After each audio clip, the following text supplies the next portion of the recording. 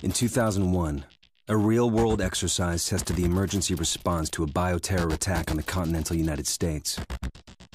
The operation was called Dark Winter. Within just a few days, the simulation spiraled out of control. The operation predicted a rapid breakdown in essential institutions, civil disorder, and massive civilian casualties. Dark Winter has revealed how vulnerable we've become. Our lifestyle, our security, our safety depends on a delicate and unstable economy. We've created a system so complicated that we no longer understand how to control it.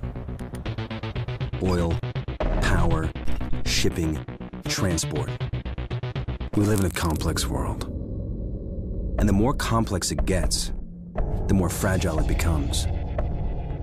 The system is built on a global supply chain that gets things where they're needed, just in time. We've created a house of cards. Remove just one, and everything falls apart. And what's fueling this system? Money. Americans can spend $90 billion in a single day of shopping. Last year, 200 million people swarmed their local stores on November 23rd.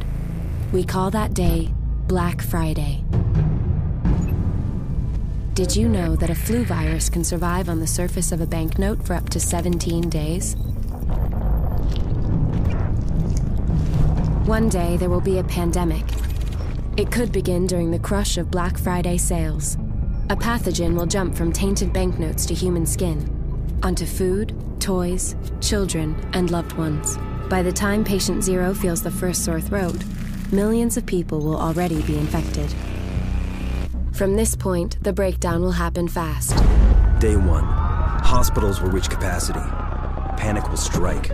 Day 2, quarantine zones will be established. Resources will be rationed. Transport will go into lockdown.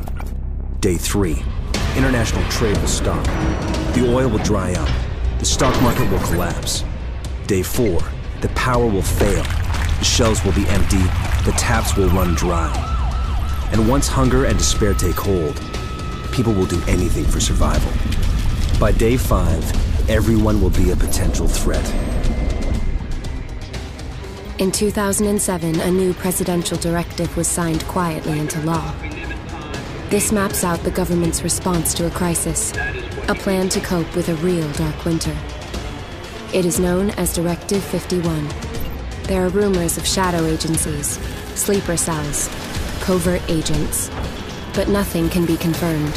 Our complex world is primed for breakdown.